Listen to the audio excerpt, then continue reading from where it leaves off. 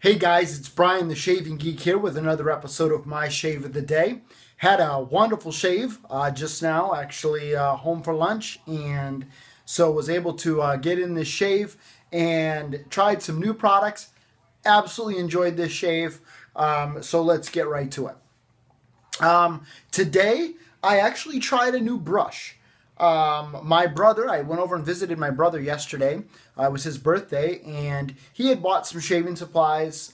He's kind of caught the bug as well. He had bought some shaving items for me, a brush, a razor, a couple of razors. Anyhow, I was looking through some of the stuff that he had acquired, and he was showing me a picture of a lot that he had just won on eBay, where there was a brush with a I guess it's called a barber shop style handle. And I said, boy, I'm really wanting to get one of those. And he says, well, I've got one in here now I've got a second one coming. He says, I've got one in here you can have. And so he gave me this brush, this vintage brush with, I believe it's called a barbershop or a barber style handle. And it's got a, what I believe to be a bore knot in it. And other than that, I really don't know anything about it. It doesn't really seem to have a brand name on it, but I was really excited to try it. So while I was in the shower, I put it into soak. Now, one of the things when this is dry, it has got a bunch of backbone, like lots of backbone. And so I was really a little bit nervous that it was going to be a lot of scritch and it was just not going to perform well. Now, my brother said that he really enjoys it and that he'd been using it and he really enjoyed it. But again, I just really wasn't quite sure. Well, long story short, I got it out of the water and this thing, after a soak, just really softened up nice and lathered the soap very, very well. I'm still, a little not quite sure how to hold it the most comfortably. I think this is kind of where I ended up at. But got a very, very great lather out of it. And so now I'm kind of in a bit of a quandary. Do I keep this vintage knot or do I replace it and restore it? One of the other things I'm going to need to do is a little bit of work on the handle. The varnish has worn off on this handle. And so I definitely want to do something to try to preserve it and make it a little bit more waterproof, I guess. And I'm going to reach out probably to Thomas, who does a lot of brush restores, and just kind of get his thoughts on it. But very, very happy with this brush. Very glad to have it. My first vintage brush in my den. And I have another one that my brother bought in that the brush and a couple of razors that I was picking up from his house yesterday, and then I walked off and left them there. So this is actually the first one to arrive in my den, and very, very excited and very glad to have it. Today, for my razor, I couldn't help myself. I went back to the Toggle. Loaded with a Lord Extra super stainless blade. Now, I had been calling these Lord Super Stainless, but it seems to me that there is a Lord Super Stainless which has a white corner on the box, and then there are these Lord Extras, and there's several other Lord Classic and Lord Platinum, and I don't even know. I read somewhere, I believe they make 8 different types of blades, not all of them Lord branded. I believe Lord makes the Sharks. They make a whole bunch of other blades, but anyhow, these are the blades I've been using, these Lord Extra Super Stainless, and I am loving these blades. Now, having said that, I was on my third shave on this blade today, and it didn't quite seem to be as comfortable. So I don't know if this is one of those blades where it just falls off very quickly, or if there was something else going on today. So I'll keep an eye on it, but right now I'm loving these blades and want to try them on a few other razors, which I really need to do, but I just keep coming back to this Toggle Lord Extra combination. I want to try on a few other razors and kind of get a feel for it, see how long it lasts. If it's going to be a 2 shave per blade for me then it may not climb up the heap quite as far, because a 10-pack of these is $3.29, which again in the scheme of things is cheap compared to a the Gillette Fusions or whatever Franken Razor cartridge thing they're putting out now. But compared to some of the other blades that I like, that's a little bit more than what I've been paying for blades. So just keep an eye on it. We'll see how they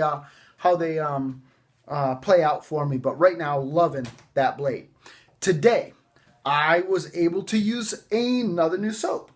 This is a Tim Soap Greek Peach. Now, you remember yesterday I used the Uzu or Ozu, or I'm not even sure how that's pronounced.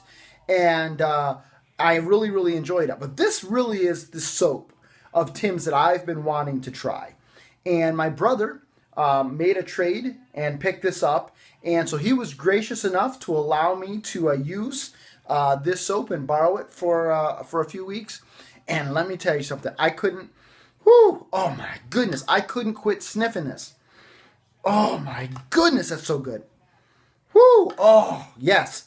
Just loving this. The performance on this was exactly what I expected. It was the same as what I used yesterday. But this scent, oh my goodness, I love it. I love it. Oh, it's just got this nice peach scent. And it's one of those, it's kind of like, a sun-ripened peach. And it's just one of those scents where I have to remind myself not to attack the soap with a spoon. It smells great, and it's got this just wonderful, peachy, sweet smell. And oh, it's so good. My wife loved it. She loved it. She's very, very a big fan of this. I can't stop smelling it. But the performance on this was top-notch. It lathered very easily with this brush. It just felt great on my face. No complaints whatsoever. Tim Soap is the real deal, and I cannot wait till Tim opens up his website, because this is on the list of soaps to buy, as if I need any more soaps on that list. Today for my aftershave, I finished up with a balm, a new product in the den that I got in the PIF from Peter Edgemere, and that was the Meta Nectar from How to Grow a Mustache, and now Phoenix Artisan Accoutrements.